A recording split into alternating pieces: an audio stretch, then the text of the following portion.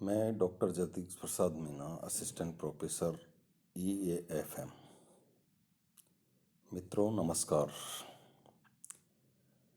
Rights of banker, banker के अधिकार।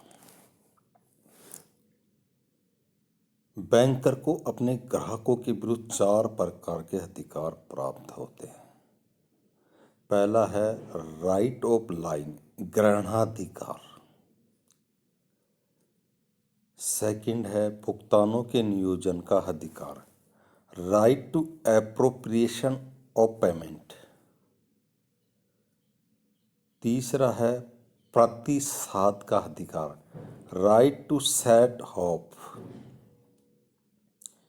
और चौथा है ब्याज, कमीशन, वे आदि चार्ज करने का अधिकार, right to charge commission, interest ETC। First है राइट टू लाइन।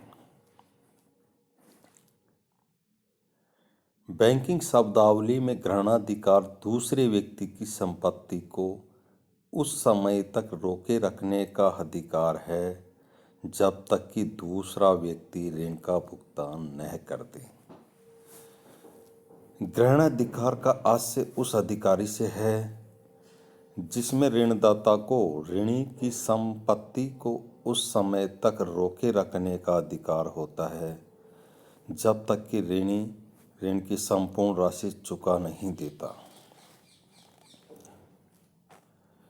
भारतीय अनुबंध अधिनियम 1872 की धारा 171 के अनुसार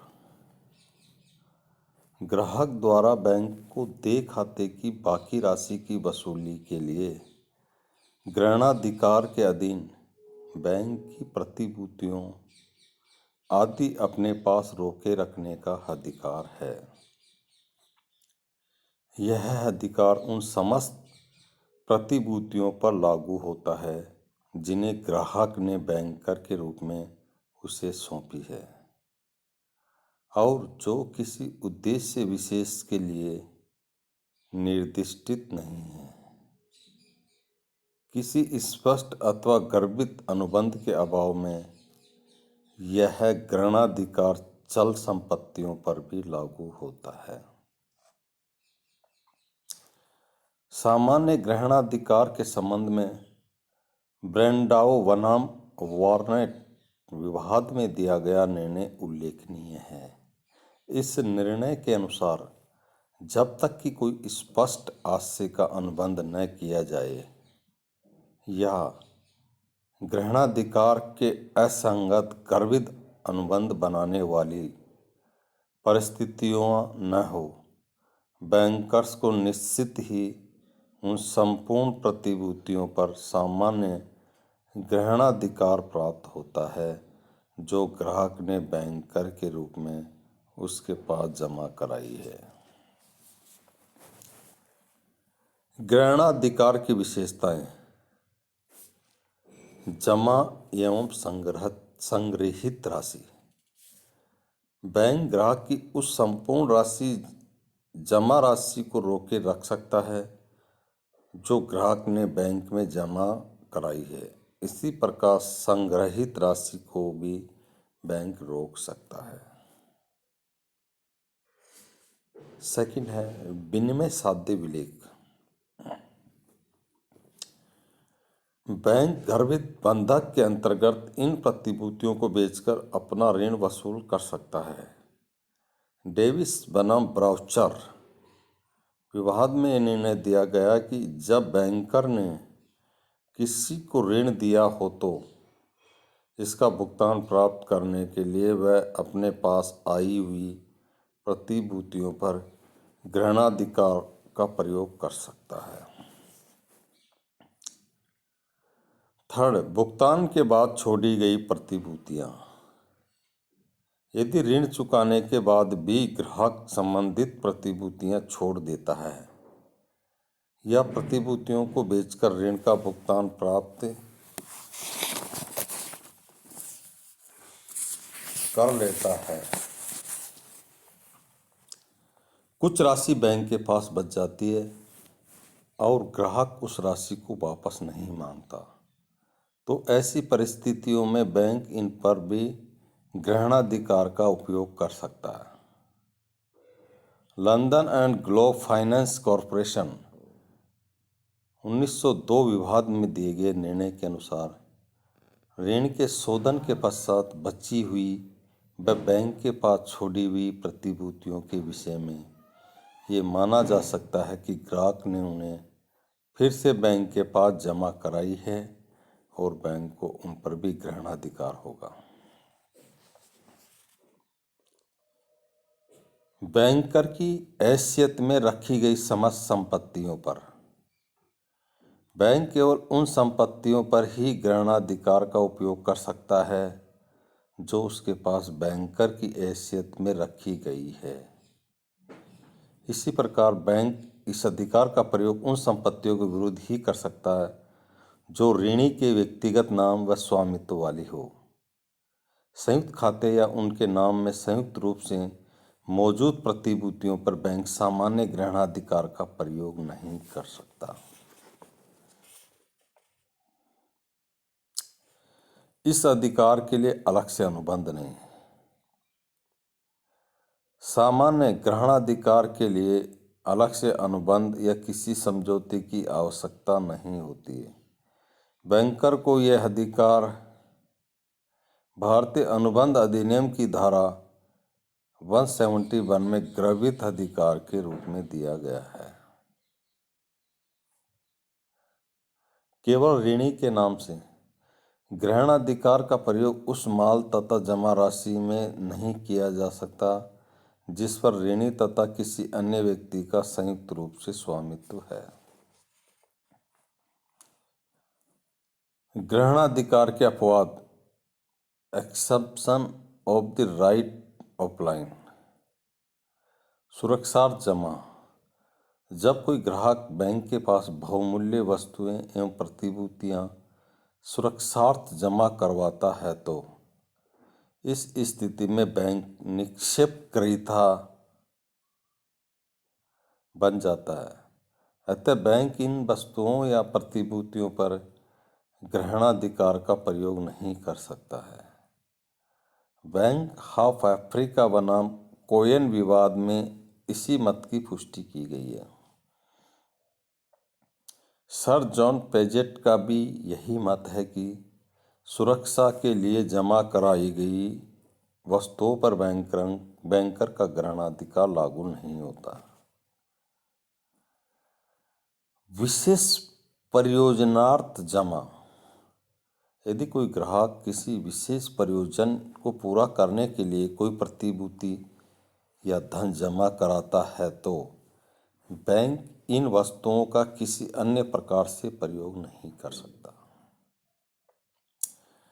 ग्राहक का स्पष्ट आदेश बैंक के ग्रहणाधिकार को समाप्त कर देता है। लैथम बनाम चार्टर्ड बैंक ऑफ इंडिया विवाद में ये निर्णय दिया गया कि प्रपत्री बिल के अनादरण हो जाने पर भी बैंक को संलग्न प्रतिभूतियों को अन्य किसी प्रयोग में लाने का अधिकार नहीं है।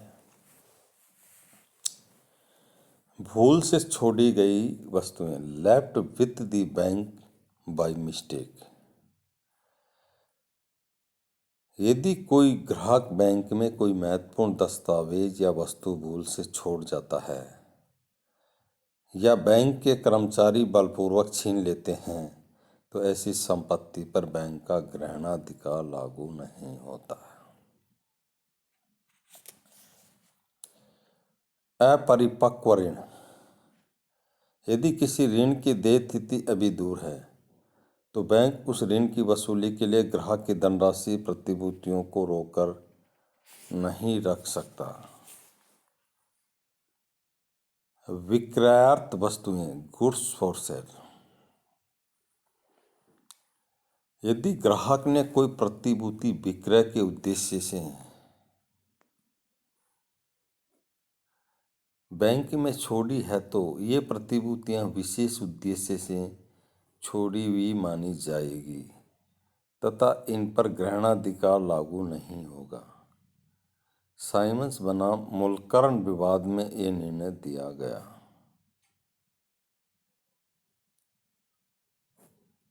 नेक्स्ट, ग्राहक का दूषित अधिकार। ग्राहक के दूषित अधिकार वाली संपत्ति पर बैंक का ग्रहणाधिकार समाप्त नहीं होता, परंतु बेचान साध्य प्रतिभूतियों पर यह नियम लागू नहीं होता, बशर्ते कि बैंक ने उन्हें सद्भाव से मूल्य चुकाकर सावधानीपूर्वक प्राप्त की हो। अस्वीकृत ऋण की प्रतिभूति, सिक्योरिटीज अगेंस्ट अनडू लोन।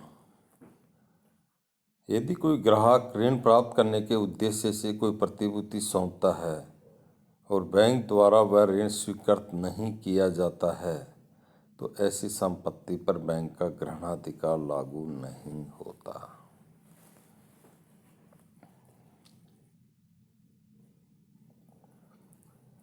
जहां जमा एवं दायित्व भिन्न भिन्न हो, बैंक द्वारा ग्रहणाधिकार का प्रयोग तभी किया जा सकता है जब जमा राशि एवं ऋण एक ही ग्राहक के नाम में हो।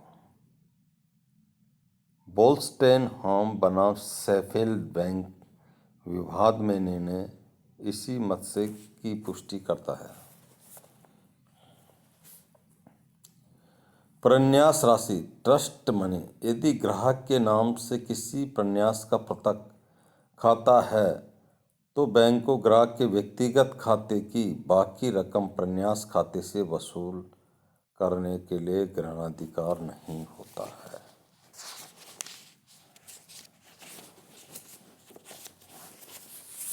इस प्रकार बैंक और उसके संबंध में ये महत्वपूर्ण जिम्मेदारी होती है कि ग्राहक उसके व्यवहार की प्रकृति को अच्छी तरह समझे। ग्राहक बनने के लिए व्यक्ति बैंक से नियमित व्यवहार का होना आवश्यक है। केवल बैंक द्वारा प्रदत्त जनोपयोगी सेवाएं का उपयोग करने मात्र से कोई व्यक्ति बैंक का ग्राहक नहीं बन जाता। एक व्यक्ति जिसका अपने नाम का खाता नहीं है, लेकिन बैंक से ड्राफ्ट बनवाकर एक स्थान से दूसरे स्थान पर धन भेजता है, अन्य व्यक्तियों से प्राप्त चेकों का भुगतान प्राप्त करता है या अपनी मूल्यवान वस्तु बैंक के लॉकर्स में रखता है, ऐसे व्यक्ति को बैंक का ग्राहक नहीं माना जा सकता, क्योंकि ये सेवाएं बैंक की नियमित सेवाएं न होकर आकस्मिक सेवाएं हैं। आधुनिक विचारधारा के अनुसार बैंक का ग्राहक होने के लिए स्वयं के नाम से खाता होना आवश्यक है, लेकिन नियमित व्यवहार करना आवश्यक नहीं है। जो ही किसी व्यक्ति ने खाता खोलकर राशि जमा दे दी है, त्यों ही वह व्यक्ति बैंक का ग्राहक बन जाता है, भले ही उसने नियमित व्यवहार नहीं किया है।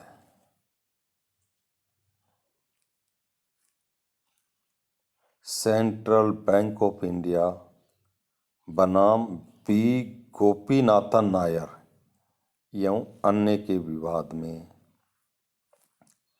यह निर्णय दिया गया कि बैंकिंग व्यवसाय में ग्राहक वह व्यक्ति होता है जिसका धन इस आधार पर स्वीकार किया जाता है कि बैंक उसके खाते में जमा धनराशि की मात्रा तक धन वापस करेगा, चाहे उसका बैंक के साथ संबंध अल्पावधि का ही है या दीर्घ अवधि का।